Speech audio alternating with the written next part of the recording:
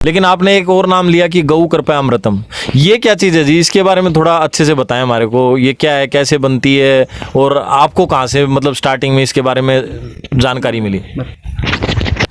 ये गौ कृपा अमृतम बैक्टीरिया हमने देखा था, बंसी गिर गौशाला के गोपाल भाई सुतरिया है, उन्होंने ईजाद किया है। हम वहाँ पर गए थे, अहिंसा धाम पास में मुंद्रा के पास, वहाँ पर वो खुद आए थे और सबको उन्होंने फ्री में बांटा है। अभी 1-1 लीटर दिया था, उनमें से वो आप बना सकते हैं। अच्छा, 1-1 लीटर वो फ्री में देके गए थे। अच्छा, वो उनका कॉन्टैक्ट नंबर अगर किसी को चाहिए भाई, उनसे मिलना चाहे तो किस तरीके से मिलेगा जी? उनका खुद का यूट्यूब चैनल भी है, तो उसमें से आप ले सकते हैं नंबर। ठीक है। अच्छा भाई देखो, मैं जो ये इन्होंने बताया नाम गोपाल भाई जी है, मैं उनको जानता नहीं और ना ही उनका चैनल प्रमोट कर रहा हूँ, मैं सिर्फ ये जानकारी आप तक पहुँचा रहा हूँ। ठीक, दूसरी बात ये है कि भाई वो पैसे में नहीं दे रहे तो प्रमोट करने वाली बात नहीं है। अच्छा जी, अब ये बताइए मेरे को कि आपने जो जीवामृत ये बना रखा है, गौ कृपा जो अमृत बता रहे हो आप, तो इसका जैसे आप वहाँ से लिया है, फिर बाद में क्या प्रोसेस रहता है उसको, किस तरीके से, मान लो अगर कोई भी आदमी वहाँ से किसी भी तरीके से उसने स्टार्टिंग में ले लिया, फिर आगे क्या करे, किस तरीके से उसको यूज़ करे और उसको मेंटेन रखने के लिए या बनाए रखने के लिए क्या करना चाहिए उसको लंबे समय के लिए? गौ कृपा अमृतम बनाने के लिए जो कहीं से भी आप ले आ सकते हैं, 1 लीटर या 2 लीटर कितना भी, तो उसके लिए आपको 200 लीटर की एक टंकी लेनी है, उसमें 200 लीटर पानी भरना है। उसके साथ पानी में वो गौ कृपा अमृतम बैक्टीरिया जो आपने लिया था वो लीटर से 2 लीटर डालना है। उसके बाद 2 किलो गुड़, जो देसी गुड़ होता है काला वाला, वो डालना है और उस केमिकल फ्री होना चाहिए। और उसके साथ छाछ डालनी है जो ताज़ी बनी हुई हो, 1 दिन की हो सकती है तो चलेगी, मट्ठा भी, हाँ लस्सी और मट्ठा भी बोलते हैं छाछ को, तो वो डालनी है और उसको 4 से 5 दिन रखना है और छांव में रखना है और दिन में 2 बार हिलाना है, एक ही दिशा में हिलाना है और धीरे धीरे हिलाना है। उसके साथ उसको किसी भी हल्के कपड़े से ढकना है ताकि वो पूरा सूर्य का किरण उस पर ना पड़े। इसलिए जो ये बाउंड्री पे आपने जो ये पेड़ लगा रखे हैं ना, ये चारों तरफ, ये क्या मतलब शौक के लिए लगा रखे हैं या इनका कोई पर्पस है, कोई मतलब साइंटिफिक कारण है, उसके बारे में बताइए। ये जो बाउंड्री पे आप पेड़ देख रहे हैं, इसका पहला कारण तो है कि हमारे ज़मीन में जो पानी बह जाता है उसको रोकने के लिए हमने बोया है। दूसरा कारण ये है कि जो हमारा पेस्ट कंट्रोल होता है वो पक्षियों द्वारा बहुत अच्छा होता है, जो कीड़े वगैरह आते हैं वो पक्षी चुनकर खा जाते हैं। अगर पक्षी को आपको खेत में लाना है तो पेड़ आपके साइड में बॉर्डर पे होना ज़रूरी है, क्योंकि उस पर बैठने के बाद ही पक्षी खाने के लिए नीचे आएंगे, इसलिए बॉर्डर पे पूरे पेड़ बोए हमने।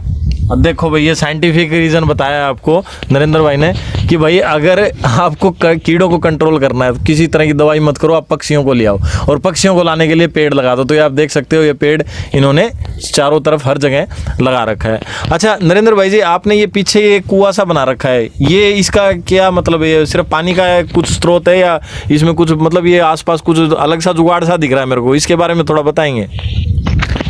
हमारे यहाँ कच्छ में पानी की बहुत दिक्कत होती है, साल में 5 से 10 इंच बारिश कभी कभी होती है, 2-3 साल तो ऐसे ही निकल जाते हैं। तो उसके लिए हमने कुआं रिचार्ज करने के लिए खड्डा बनाया हुआ है। आसपास के जितना भी पानी आता है वो उस खड्डे में डालते हैं, उसके द्वारा कुएं में जाता है। तो क्योंकि हमें पानी कम से कम उपयोग करना है और ज़्यादा से ज़्यादा बचाना है, तो उसका एक ही तरीका है कि रेन वाटर हार्वेस्टिंग, वो करना ही पड़ेगा, तभी हम यहाँ पर खेती कर सकते हैं। सही बात है। तो देखो किसान मित्रों, मैं सेटिस्फाई हूँ। सुभाष जी, आप कोई प्रश्न पूछना चाहेंगे इनसे? मेरा नरेंद्र जी आपसे एक ही क्वेश्चन था, जैसे आपने ऑर्गेनिक के बारे में बात की कि अगर कोई नया किसान ऑर्गेनिक में जाना चाहे, तो मुझे ऐसा लगता है कि इस देश में ये पॉसिबल नहीं होता कि भाई एक किसान डायरेक्ट ऑर्गेनिक में जाए, क्योंकि आर्थिक रूप से अगर उसका उत्पादन कम होगा तो उसको एक परिवार चलाने के लिए, गुजारा चलाने के लिए पैसे की ज़रूरत होती है।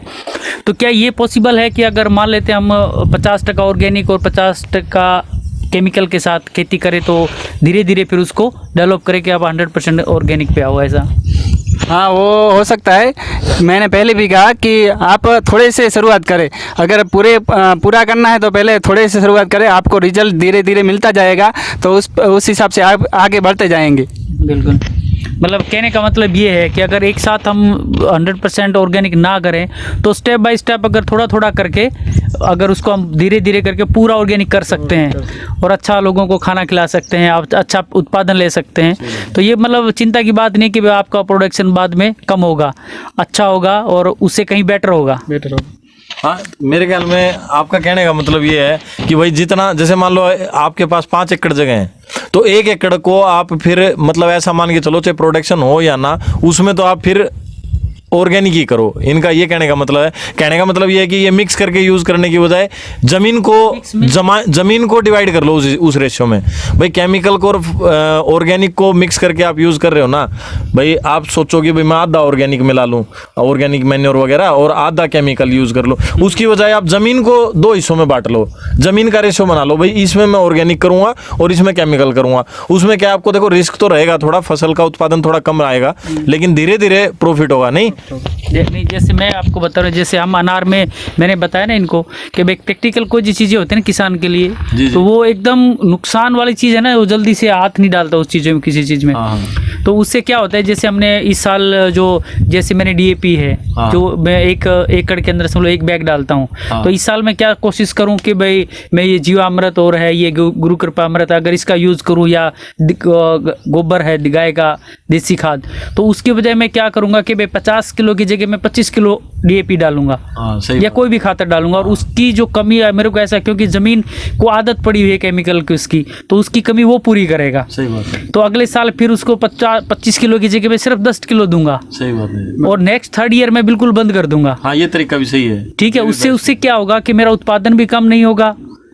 ठीक है, और तो मेरा जो एक किसान को चाहिए जो उसकी इनकम भी कम नहीं होगी, और स्टेप बाय धीरे, वैसे भी 3 साल आपको लगते ही हैं, किसी 3 से 4 साल, तो वो एक मेरे ख्याल से बेटर तरीका रहेगा कि किसान के लिए भी, और अगर आपको ज़मीन को उपजाऊ बनाना है और बिना केमिकल की खेती करनी है तो मेरे ख्याल से नरेंद्र जी ये अच्छा रहेगा। ये अच्छा भी रहेगा क्योंकि लोगों को विश्वास नहीं आ रहा है, इसलिए थोड़ा बहुत इसका एक कारण मैं बताता हूँ। देखो, खेती ऑर्गेनिक जो चीज़ें होती हैं ना, उसको सिर्फ आप ऑर्गेनिक के भरोसे ही रहोगे, और जो जिस ज़मीन के अंदर इतने सालों से केमिकल की खेती कर रहे हैं आप, DAP यूरिया या जो दूसरे की खातर डाल रहे हैं, और वो स्प्रे जो कर रहे हो खासकर पेस्टिसाइड का, तो वो अगर एकदम से बंद हो जाएगा तो नेचुरल है कि प्रोडक्शन आपका कम ही होने वाला है, क्योंकि ज़मीन को उन चीज़ों के बगैर आदत पड़ी हुई है।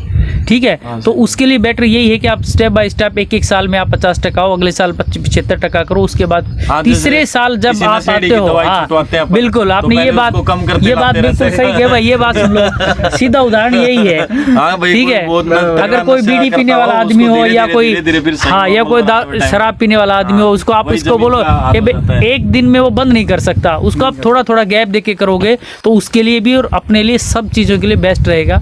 ये हम ऐसा अच्छा रहेगा। नहीं, बहुत सही बात कही आपने, ये तरीका भी बहुत अच्छा हो सकता है। लेकिन हमने अपनी और एक ये गौ माता को जो बचाने का जो है ना, एक बहुत बड़ा अच्छा साधन हो सकता है ये, एक गाय के द्वारा आप अगर खेती करो हो, समझे को, तो ये मुझे अच्छा ऐसा लगता है कि आपका देखो, इनका देख लो यहाँ, ये इसका वीडियो, ये इसको मैं पास से दिखा दूंगा बाद में। ये माँ शक्ति सजीव के फॉर्म है इनका खुद का, और ये नीचे देखो बैनर वगैरह बना रखा होगा, वंदे मातरम है, तो वो मतलब गायों की सेवा भी करते हैं, और उनके माध्यम से अपनी जो खेती है उसको बचाए रखे हुए ऑर्गेनिक खेती करते हैं उन गायों के द्वारा। गाय का वीडियो जैसे बताया भाई ने, तो हम बाद में बनाएंगे नेक्स्ट वीडियो। अच्छा नरेंद्र भाई साहब, अभी आप जो ये दो बातें हो रहे हैं जो मतलब ऑर्गेनिक के साथ जोड़ के बतानी है आपको। एक तो आपको बताना कि भाई जो युवा बच्चे हैं अभी नए जो पढ़े लिखे हैं वो नौकरियों की तरफ भागते हैं। ज़मीन है जिनकी बात कर रहा हूँ मैं, जिनके पास ज़मीन नहीं है उसके पास तो ऑप्शन नहीं है, बेचारे को नौकरी करनी पड़ेगी। लेकिन जिनके पास ज़मीन है और पढ़ा लिखा भी है उसको नौकरी की तरफ भागना चाहिए या ऑर्गेनिक खेती की तरफ करना चाहिए। एक चीज़ तो ये बतानी है आपको। ऑर्गेनिक जो प्रोडक्ट होते हैं ना, ऑर्गेनिक प्रोडक्ट, उसकी एक अलग बहुत बड़ी मार्केट है। कोई भाई अगर ये सोचे कि मैं ऑर्गेनिक तिल है या मूंग है, या अगर आप आम की खेती करते हो जो 100% अगर ऑर्गेनिक करते हो, तो ये आपने दिमाग में मत रखना कि भाई हमारी चीज़ बिकेगी नहीं, हम कैसे बेचेंगे। उसके लिए बहुत बड़ा प्लेटफॉर्म है ऑर्गेनिक चीज़ों का, पूरे वर्ल्ड के अंदर ऑर्गेनिक चीज़ों की डिमांड है। हाँ सही बात है, बेशर्ते कि आप उसको 100% मतलब ऑर्गेनिक में पैदा करो। तो ये कोई भी जो नए भाई हैं जो किसान, जैसे इन्होंने बताया कि भाई नए नौजवान है नौकरी के पीछे भाग रहे हैं, अगर आपकी खुद की 5 से 10 एकड़ ज़मीन है या 5 एकड़ भी है, तो भी उसमें आप अच्छे तरीके से ऑर्गेनिक खेती करके नौकरी वाले से कहीं बेटर अच्छी कमाई कर सकते हैं आप। नरेंद्र भाई, तो अभी आप मेरे को बताइए, एक तो किसानों के बारे में, भाई किसानों को ऑर्गेनिक में आना चाहिए या नहीं, और एक युवाओं के बारे में कि भाई जो जैसा मेरा प्रश्न था अभी कि भाई पढ़े लिखे युवाओं को भाई और जिनके पास ज़मीन है उसको ऑर्गेनिक में आना चाहिए या नौकरी की तरफ भागना चाहिए, तो आप अंतिम संदेश दीजिए, अपनी बात पूरी कीजिए। पहले तो मैं ये बता दूं कि किसानों को ये ऑर्गेनिक में क्यों आना चाहिए, क्योंकि जैसे जैसे हम केमिकल खेती करते जा रहे हैं वैसे वैसे हमारी ज़मीन ख़राब होती जा रही है। अगर उसको बचाना है और अपनी अगली पीढ़ी को वो देना है तो हमको ऑर्गेनिक में आना ही पड़ेगा, उसके अलावा हमारे पास कोई विकल्प नहीं है। और दूसरा, युवान जो नौकरी के पीछे भागते हैं तो उनके लिए मैं कहना चाहूँगा कि अगर ज़मीन है तो दूसरों की हम नौकरी क्यों करें, अपनी खुद की खेती क्यों ना करें, क्योंकि उसमें हम 2 घंटे भी अगर ज़्यादा काम करेंगे तो बहुत ही अच्छा काम होगा। अगर वहाँ पर जाएंगे, वो नौकरी में जाएंगे तो वो तो जैसे बोलेंगे वैसे ही करना पड़ेगा। ये तो हमारी खुद की है, हमें जितना टाइम मिले उतना करना है, आराम करना है तो आराम भी कर सकते हैं, जैसे भी काम करना है उस तरह से आराम से काम कर सकते हैं। इसलिए जो खुद का है वही करना चाहिए, नौकरी तो दूसरे की है, उस दूसरे की गुलामी हुई एक तरह से। ये अपना हम खुद राजा होंगे अगर खेती करेंगे तो नौकरी के अलावा खेती ही करनी चाहिए। तो दोस्तों, नरेंद्र भाई साहब का आपने वीडियो देखा और ये हमने यहाँ पे आके बनाया, इनका पूरी डिटेल से मैंने आपको सारी जानकारी दी, तो हमें बताइएगा आपको वीडियो कैसा लगा। और दूसरा भाई, सबसे रिक्वेस्ट भी है, और आपको ये जो बढ़िया बढ़िया वीडियो में घूम घूम के बना रहा हूँ ना, तो इसका मेरे को भी प्रॉफिट मिलना चाहिए। जो ये साइड में बटन है ना, इसको दबा के चैनल को सब्सक्राइब कर दो सभी, ठीक है। और अगर आपको किसी भी तरह का कोई भी शंका है तो इनका यूट्यूब का मैं लिंक आपको दे दूंगा, इनका पूरा चैनल और पूरे डिटेल से इन्होंने बनाए हुए हैं, और आप इनसे संपर्क कर सकते हैं। आपको इनका पूरा कॉन्टैक्ट इन्फॉर्मेशन मैं सारी डिस्क्रिप्शन में दे दूंगा। तो नमस्कार दोस्तों, मिलते हैं नेक्स्ट वीडियो में। Thank you friends.